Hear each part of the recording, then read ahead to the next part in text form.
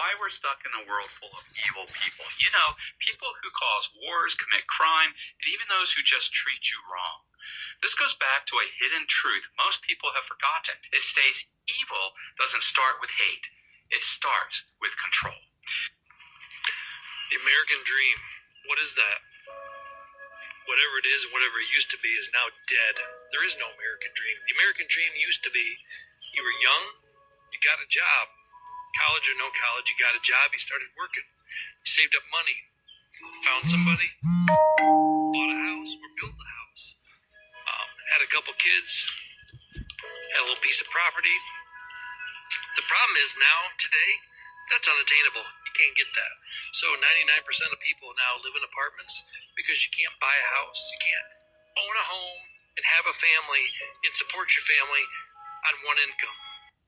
As it stands tonight, we live in a country where the President of the United States and his lawyers are insisting in court that the President can snatch anyone in America out of their car while their child is in the back seat, as was the case for Mr. Abrego Garcia, put that person on a plane to El Salvador, locking that person up in a prison in El Salvador, and if it turns out that that person's an American citizen who has never committed a crime anywhere in the world, then that's just an administrative error.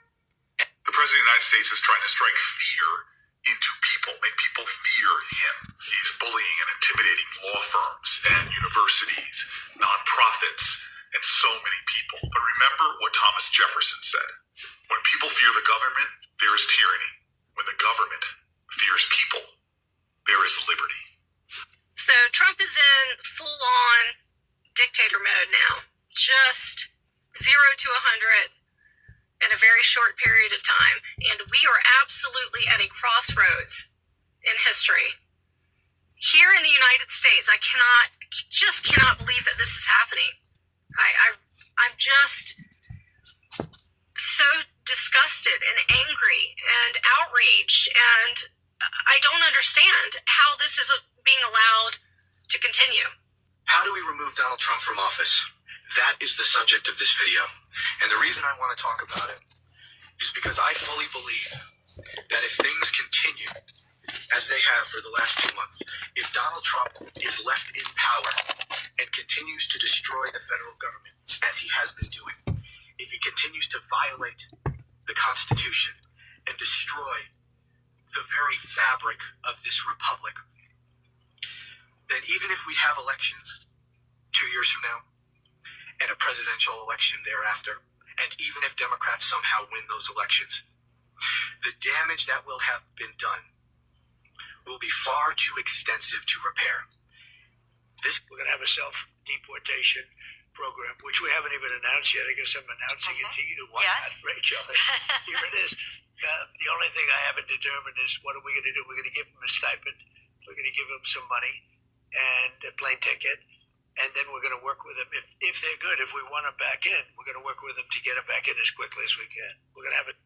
It started to happen. Today is Thursday, April 17th, 2025, and as of a few hours ago, we learned that an American doctor who lives in Connecticut, who was born in Pennsylvania, has received an official email from immigration telling her she needs to self-deport or essentially face the consequences. While this story is still developing, we know at this point that she has sought immigration, legal counsel, and carries around her passport at all times. But I need to use this as a PSA as well. If you receive an email from the Department of Homeland Security, even if you think it is spam, you need to lawyer up and check the origin of that email.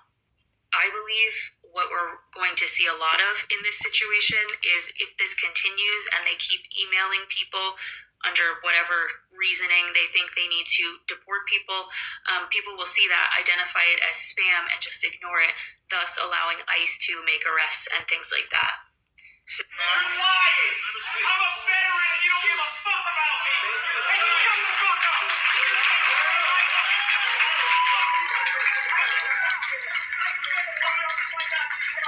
You don't get to walk up to the floor! You don't get to take away our rights! You don't get to take our rights! You don't get to do this!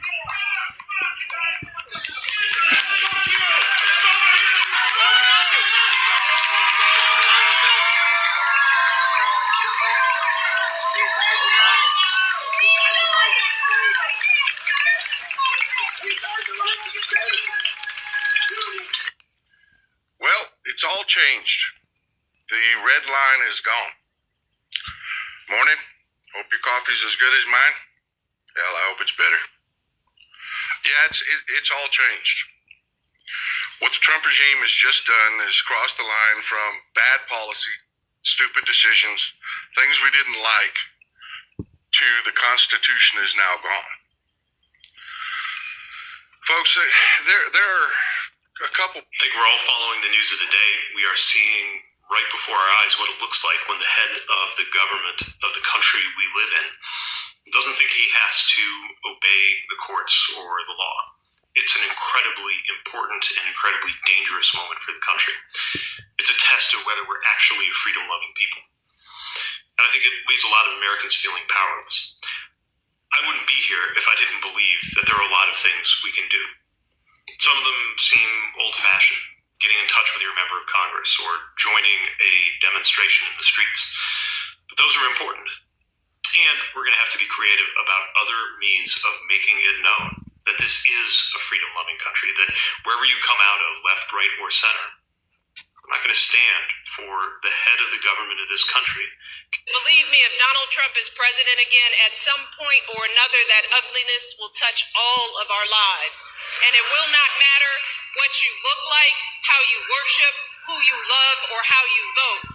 If you don't make 6 or 8 or 12 figures, if you're not famous, if you criticize or disagree with him in any way, if he doesn't view you as his equal or relevant to his ambitions, I promise you, he will not think about you when he gets into the Oval Office.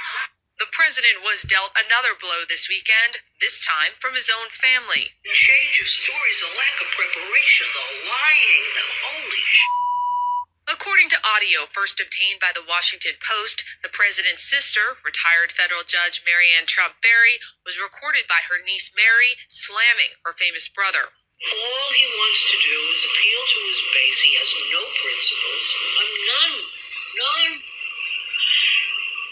And his base, I mean, my God, if you're a religious person, you want to help people. Mr. President, I'd like to teach you how to say "Let's make America great again" in Spanish. So, vamos a hacer América grande otra vez. America grande otra vez. Nearly 2,000 years ago, during the sacred week, the living Son of God entered Jerusalem in triumph. Soon after, the Savior of mankind, who brought truth and light into the world, was betrayed, arrested, tried, beaten, and nailed to a cross and crucified. For our sake, he gave up his life, and as the very great Reverend Billy Graham once said, God proved his love on the cross when Christ hung and bled and died. It was God saying to the world, I love you. Those are beautiful words from a great man, Franklin, right? The great man, Franklin's incredible father.